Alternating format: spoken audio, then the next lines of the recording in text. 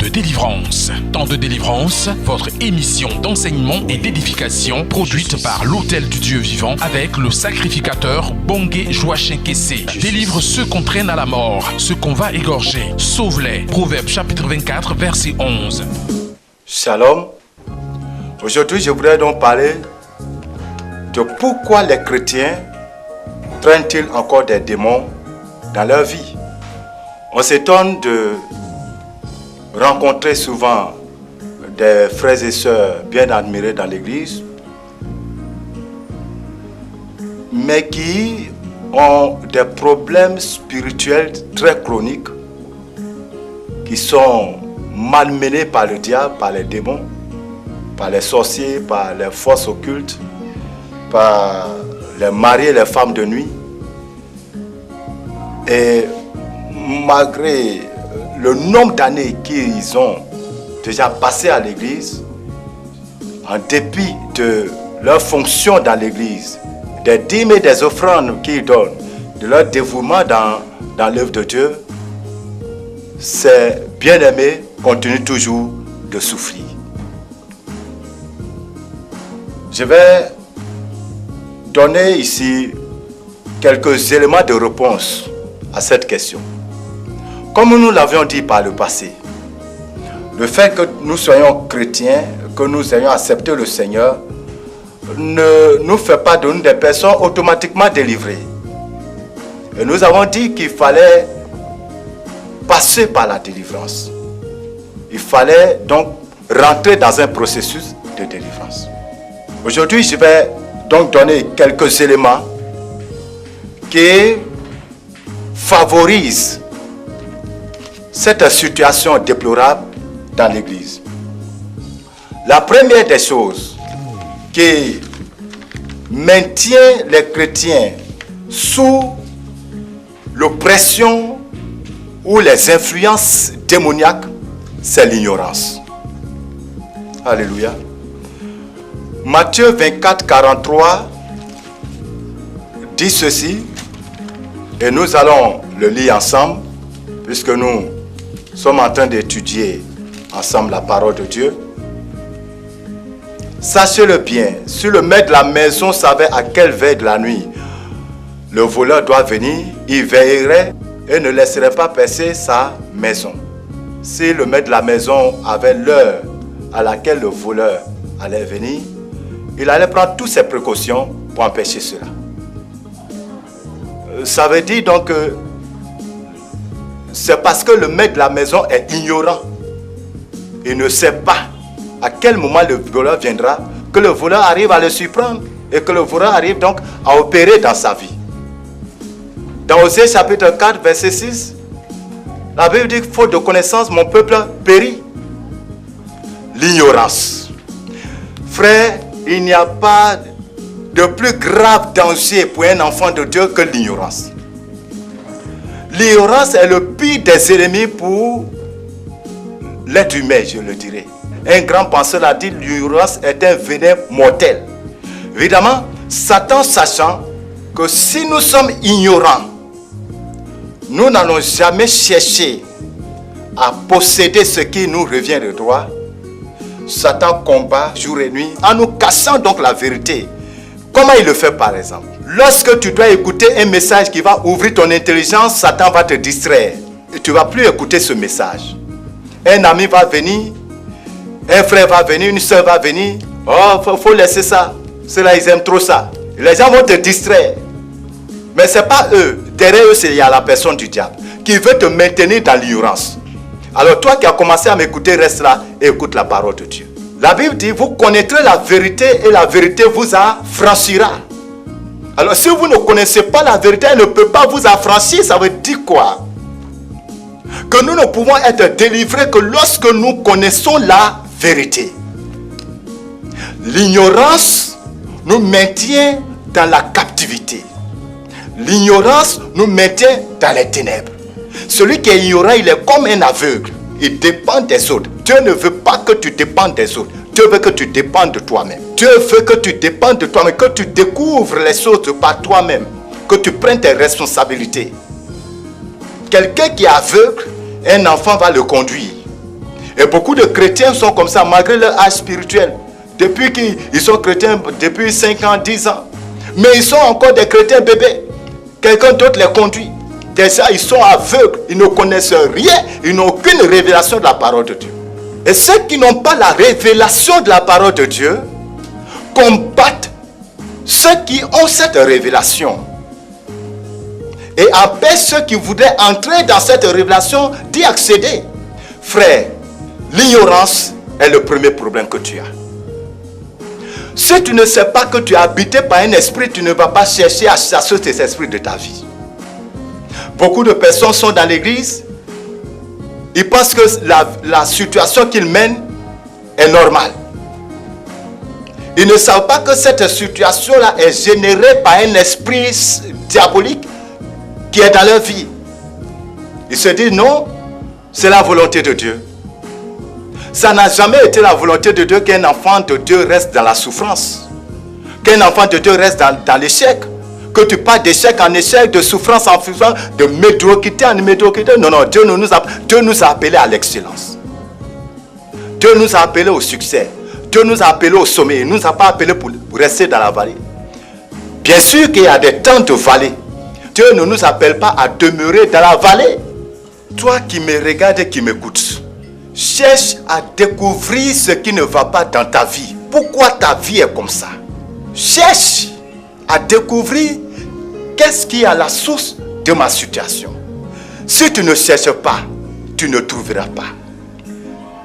Si tu ne découvres pas, tu ne peux pas recouvrir. Si tu ne demandes pas, tu ne recevras pas. Demande à Dieu, il dit, invoque-moi, je te répondrai. Je te montrerai les choses cachées, les grandes choses que tu ne connais pas encore, les choses cachées qui sont dans ta vie, des révélations terribles qui sont dans ta vie. Une année, j'ai reçu un frère très brillant, mais qui ne pouvait pas avancer dans la société. Il ne comprenait pas. Un chrétien normal qui vit correctement sa vie chrétienne, on n'a rien à lui reprocher depuis des années. Mais sa vie était stagnante, bloquée. Et pendant qu'il était en train d'échanger avec moi, l'Esprit de Dieu va m'amener dans son village. Et le Saint-Esprit va commencer à me montrer ce qui s'est passé dans son village pendant le temps colonial. Et l'Esprit me dit, tu vois les sacrifices humains qui ont été faits dans le village? Tu vois ce qui a été enterré? Ce que ses ancêtres ont fait au temps colonial pour empêcher les Blancs de rentrer dans le village, pour ne pas que les Blancs aient accès à ce village et pour ne pas que les jeunes du village donc soient emportés par les colons. Et ils refusaient même que leurs enfants aillent à l'école parce qu'ils se disaient que si les enfants vont à l'école, alors ils seront en contact avec les Blancs vont donc partir avec eux. Donc les gens ont fait un sacrifice, ils ont scellé spirituellement le village, de sorte que lorsque les colons venaient, ils défaçaient le village. Maintenant, aujourd'hui, les choses ont évolué. Il y a une école qui a fini par s'installer dans le village. Mais tenez-vous bien. Ce frère fut le premier enfant de ce village à aller au collège. Tous ceux qui ont été dans cette école se sont arrêtés au CM2. Aucun d'entre eux n'est allé au collège. Mais les diplômes qu'il a pu avoir n'ont pas pu lui permettre d'avoir un emploi. Et l'Esprit me dit, c'est ce pacte que ses ancêtres ont scellé au temps colonial. Cette alliance qui a été scellée avec le territoire, c'est cette alliance qui le poursuit. Les esprits de cette alliance qui sont derrière lui l'empêchent de pouvoir avoir un emploi réel. Pourtant, c'est un chrétien baptisé, un chrétien travaillant pour le Seigneur, mais la malédiction était sur sa vie. Et il ne savait pas. Il était ignorant de ce fait. C'est lorsque je lui ai communiqué cette révélation qu'après il est allé se renseigner et on lui a confirmé cela. Alors, qu'est-ce que nous sommes en train de dire? Il y a des situations dans ta vie que tu ne comprends pas. Et peut-être toi, tu te dis que non, il faut que je persévère. Un jour, Dieu va faire. Non, non. Dieu ne fera pas si tu ne cherches pas à invoquer Dieu pour découvrir la vérité. Cherche à savoir qu'est-ce qui ne va pas. Lorsque il y avait la famine en Israël, au temps du roi David, David est allé devant le Seigneur, il a fléchi devant Dieu pour chercher la face de Dieu, comprendre pourquoi il y a la famine à son temps. Il a crié à Dieu jusqu'à ce que Dieu lui dise la raison de cette famine. Saül, de son temps, avait brisé l'alliance avec les Gabaonites. L'ignorance nous maintient dans les liens de malédiction. L'ignorance nous maintient dans les liens des ténèbres. Sortez de l'ignorance. Quand vous sortirez de l'ignorance, là commence la marche dans la délivrance. Là commence la marche victorieuse en Christ. Un chrétien ignorant est un chrétien perdant. Un chrétien ignorant est un chrétien vaincu d'avance. Un chrétien ignorant est un chrétien de défaite. Un chrétien ignorant est un chrétien affaibli. Notre première force, c'est de connaître la vérité qui est dans la parole de Dieu. Deuxième élément, deuxième raison donc, le refus de reconnaître que l'on a un problème démoniaque. Certains chrétiens, par fierté, par orgueil, se voyant trop spirituels, se surestimant eux-mêmes, se croyant trop saints, refusent de reconnaître qu'ils ont un problème spirituel. Il y a beaucoup de personnes qui refusent la vérité. Des chrétiens traînent pendant des années, et peut-être même pendant toute leur vie, des esprits dans leur vie, sans jamais en être délivrés. C'est de refuser la vérité. Hébreux chapitre 12, verset 25 dit ceci. Gardez-vous de refuser d'entendre celui qui parle. Vous qui m'écoutez, qui me regardez. Acceptez qu'on vous dise la vérité. Acceptez qu'on vous ouvre les yeux. D'ailleurs, qu'est-ce que ça te ferait? De cacher ce que tu es en réalité. De vouloir couvrir ce que tu es en réalité. Qu'est-ce que ça te donne de plus? Dans Apocalypse chapitre 3, verset 17, Jésus s'adresse là à l'église de Laodicée. Cette église-là qui se disait, moi j'ai tout, je suis bien, je n'ai besoin de personne, j'ai l'argent, j'ai ceci, j'ai cela. Et le Seigneur dit, parce que tu dis je suis riche, je me suis enrichi, je n'ai besoin de rien. Et parce que tu ne sais pas que tu es malheureux, misérable et pauvre, et aveugle et nu, je te conseille d'acheter de moi de l'or éprouvé par le feu. N'es-tu pas dans cette catégorie de chrétiens qui se surestiment, qui pensent qu'il est tout suffisant, qu'il a tout, lui n'a pas besoin de quelque chose encore. Pas besoin qu'on lui dise quoi que ce soit. Il connaît la parole de Dieu. Nous avons des frères, des sœurs qui pensent qu'ils connaissent plus la parole de Dieu que leur pasteur. Qui pensent qu'ils peuvent mieux prêcher que le pasteur. Qu'ils ont plus de révélations que le pasteur. Alors, surtout, nous avons ce problème avec ceux qui prophétisent, ceux qui ont des dons spirituels dans nos églises. Ils pensent qu'ils sont plus spirituels que l'homme de Dieu parce qu'ils ont quelques prophéties, parce qu'ils ont quelques songes, parce qu'ils ont quelques visions. L'orgueil les remplit, la fierté les remplit. Et cette fierté, cet orgueil, cette manière de se surestimer les aveugle et les empêche de découvrir en réalité ce qu'ils sont spirituellement. Bien-aimés, le refus d'écouter, le refus de reconnaître ton état spirituel te maintient dans la captivité. Ça te maintient dans les liens démoniaques. Parce que, écoute-moi, c'est pas en disant non, moi je n'ai pas de problème, moi je suis ceci, moi je suis... C'est pas en le disant que tu seras libre. Non, non, non, jamais. Au contraire, le diable se réjouit lorsque tu le dis. Ce n'est pas en faisant des confessions vides, des confessions sans vie, sans pouvoir, sans puissance. Non, je suis libre. Moi, je suis libre. Je suis né de nouveau. Moi, je suis ceci, moi, je suis cela. Moi, j'ai ceci, moi, j'ai cela. Ce n'est pas ça qui va faire que le démon va fuir ta vie. Le démon est dans ta vie à cause des paris des alliances, à cause de certains liens de péché, à cause de certaines pratiques de tes pères ou de toi-même.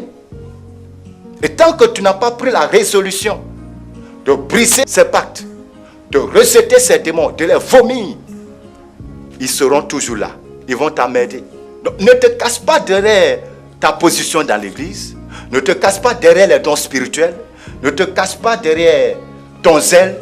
Ne te cache pas derrière ce que tu as. Laisse-toi découvrir. Accepte la vérité. Accepte d'écouter. Et là, ça va t'emmener en avant et ça va t'aider dans la délivrance. Troisième élément qui maintient les démons dans nos vies, c'est le péché. Le péché. Beaucoup de chrétiens sont dans des péchés secrets. Ils sont à l'église, bien sûr, mais ils entretiennent secrètement des relations contre nature. D'autres même pêchent ouvertement. Le mensonge tient beaucoup de chrétiens aujourd'hui. L'hypocrisie, les rancœurs, les ressentiments dans le cœur, les haines. Il y en a plein aujourd'hui dans l'église. Vous ne pouvez pas avoir ces choses dans vos cœurs et obtenir la délivrance. C'est impossible. Si vous êtes dans cette vie, et quel que soit le temps que vous mettez à l'église, quelle que soit votre position dans l'église, l'esprit démoniaque qui est en vous restera là. Si vous voulez même mettre toutes sortes de feux sur lui, il ne va pas partir. Il se retrouve en vous. Il se retrouve dans votre comportement de tous les jours. Il va rester là. Quel que soit l'homme de Dieu qui va vous imposer les mains, il partira, il reviendra. Il va partir à cause de l'onction de l'homme de Dieu, mais dès que cet homme de Dieu tourne dos, il va revenir. Parce que vous avez en vous ce qui lui appartient. Débarrassez-vous du péché. Sortez du péché, frère. Le péché détruit.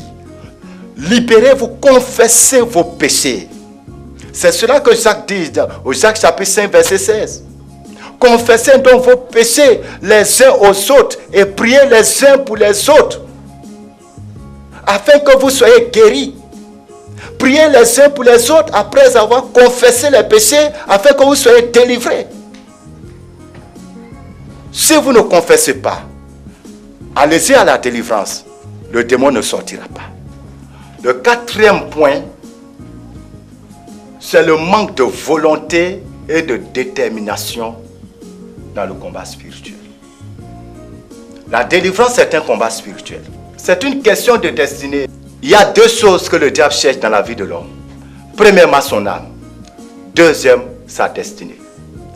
Lorsque vous avez tout fait pour donner votre vie au Seigneur, vous avez arraché votre âme au diable.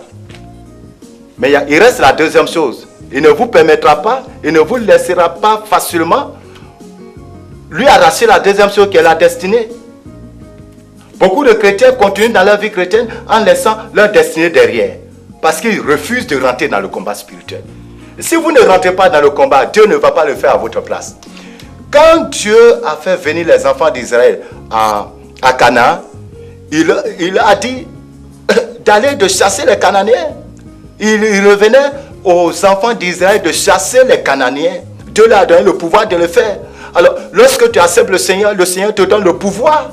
Nous avons le pouvoir, nous avons l'autorité, nous avons été oints en tant qu'enfants de Dieu pour chasser les démons. Jésus dit, à mon nom vous chasserez les démons, vous marcherez sur les scorpions, sur les serpents et sur toute la puissance de l'ennemi. Rien ne pourra vous nuire. Si tu refuses de les affronter, alors ils resteront là et Dieu ne fera rien.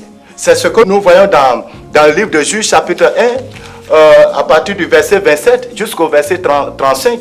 Il y a plusieurs tribus d'Israël, comme les tribus de Manassé, d'Éphraïm, qui n'ont pas chassé les Cananéens, ils les ont laissés là vivre avec eux. Et donc, ces Cananéens sont restés dans leur vie et les ont causé toutes sortes de problèmes. Si tu ne te détermines pas, si tu n'as pas la volonté de chasser les Cananéens de ta vie, c'est-à-dire de chasser le mari de nuit, de chasser l'esprit familier, de chasser l'esprit de magie, de chasser le pouvoir des eaux, le pouvoir des masques, le pouvoir des fétiches, si tu ne te détermines pas à chasser l'esprit de mensonge, d'hypocrisie, de colère, d'orgueil qui est en toi, cet esprit va rester là et va ronger ta destinée. Le cinquième point que nous découvrons dans Matthieu chapitre 17, versets 20 à 21. Le manque de prière de foi. C'est à cause de votre incrédulité, leur dit Jésus, je vous le dis en vérité, si vous avez de la foi comme un grain de sénévé, vous direz à cette montagne, transporte-toi d'ici là, et elle se transporterait. Rien ne vous serait impossible. Mais cette sorte de démon ne sort que par la prière et par le jeûne. Jésus met en évidence deux choses ici qui ont manqué aux disciples. La foi et la prière. La prière fervente, la prière efficace, la prière de foi. La délivrance s'obtient au bout de la prière fervente faite dans la foi. Si vous n'avez pas de foi, vous n'avez même pas une petite foi, vous ne croyez pas à votre délivrance, vous ne croyez pas que vous pouvez être libéré, que cette situation peut changer, si vous ne croyez pas, vous ne serez jamais délivré. L'une des choses qui est importante que le chrétien doit faire au préalable pour obtenir la délivrance, c'est d'avoir la foi. C'est de croire que Dieu interviendra pour le faire sortir des liens. Et la foi et prie. Prie de manière fervente. Prie de manière déterminée. Comme Bartimée l'a fait. Plus les gens lui disaient tais-toi, plus il criait. Il invoquait Dieu. Et le Seigneur s'est arrêté pour le délivrer. La puissance de Dieu interviendra pour vous libérer. Et toi qui me regardes, toi qui m'écoutes, et qui est en train de gémir, qui est en train de prier, qui est en train de chercher la face de Dieu, je déclare la puissance de la délivrance sur ta vie maintenant. Je commande que l'esprit qui te menace quitte ta vie. Au nom de Jésus-Christ de Nazareth, je donne maintenant que l'onction de Dieu s'empare de toi. Tu sois libéré de l'oppression démoniaque. Je brise tout embargo satanique sur ta vie. Je te libère maintenant au nom de Jésus-Christ de Nazareth. Reçois la délivrance. Parce que tu as invoqué Dieu, reçois la délivrance. Parce que tu crois, reçois la délivrance au nom de Jésus. Le sixième et dernier point que je voulais vous donner avant qu'on ne se sépare, ça va peut-être vous sembler un peu bizarre, mais c'est la vérité. Les mauvaises connexions dans la marche chrétienne empêchent la délivrance. La Bible dit, et c'est Paul qui parle à Timothée, cherche le Seigneur avec ceux qui ont un cœur pur. Lorsque vous donnez votre vie au Seigneur, sachez choisir vos amis. Sachez choisir les personnes avec lesquelles vous marchez. Même dans l'église, tout le monde n'est pas converti. Et les personnes que vous fréquentez influencent votre vie. Non seulement spirituellement, mais aussi physiquement. Moralement, ils vous influencent. Si ce n'est pas vous qui arrivez à les influencer, eux, ils vont vous gagner.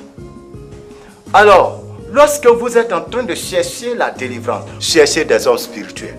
Dans Josué chapitre 9, les enfants d'Israël ont eu un problème sérieux. Les Gabaonites sont venus et par ruse, ils ont scellé une alliance avec Israël. Alors que ce peuple-là faisait partie des peuples qui devaient être chassés. Josué ne le savait pas et Josué n'avait pas consulté l'Éternel. Ils ont scellé l'alliance et c'est après avoir scellé l'alliance qu'ils ont découvert qu'au fait les Gabaonites faisaient partie des peuples qui devaient être chassés. Les personnes avec lesquelles tu marches peuvent empêcher que tu aies une vie chrétienne libre. Parce qu'à chaque fois que tu es avec eux, les esprits qui sont en eux commencent à influencer ta vie. Les paroles même qu'ils prononcent, leur manière de raisonner, leur manière de faire les choses, ça influence ta pensée, ça joue sur ta pensée, ça joue sur ta foi, ça joue sur ta connaissance. Frère, les connexions sont très très dangereuses quand ce ne sont pas des connexions positives. Si vous n'êtes pas connecté avec des hommes spirituels, avec des hommes qui craignent Dieu, avec des hommes qui sont remplis du Saint-Esprit, vous êtes connecté avec des femmes et des hommes qui sont remplis de puissance satanique, démoniaque et qui confessent le nom de Jésus du bout de leurs lèvres, ils vont vous transmettre leur onction. C'est pour cela que vous ne devez pas permettre à n'importe qui de vous imposer les mains. Beaucoup de chrétiens aujourd'hui sont devenus des chrétiens papillons. Ils sont dans telle veillée aujourd'hui, dans telle veillée demain. Ils sont chez tel prophète aujourd'hui, chez tel autre prophète demain. Tout le monde leur impose les mains. Écoutez, plus tard nous allons parler de transfert d'esprit. Dans les possibilités de transfert d'esprit, il y a les impositions des mains. Récemment, j'ai reçu un jeune serviteur de Dieu qui était tourmenté par des dragons. Et lorsque j'ai commencé à menacer l'esprit de dragon, le dragon m'a dit, moi, j'étais seul. Je viens de son père m'a adoré, j'étais seul dans sa vie. C'est un pasteur qui est venu, qui lui a imposé les mains et qui lui a communiqué ses dragons. Et après la délivrance, je demande au frère qu'est-ce qui s'est réellement passé. Il a attesté effectivement qu'un de ces jours, un pasteur est arrivé chez eux. Ils ont commencé à prier. Et ce pasteur lui a imposé les mains. Et lorsque ce pasteur a fini de lui imposer les mains, subitement, il a senti un froid. Il a senti que quelque chose s'est passé en lui. Il ne s'est plus senti à l'aise. Et depuis ce jour, il n'arrive plus à prier. Il y a beaucoup de loups ravisseurs aujourd'hui. Il y a beaucoup de loups ravisseurs. Beaucoup de personnes qui portent les vêtements de brebis alors qu'en dedans, ce sont des démons incarnés. Veillez et ne vous laissez pas avoir. Que le Seigneur vous bénisse à l'écoute de cette parole.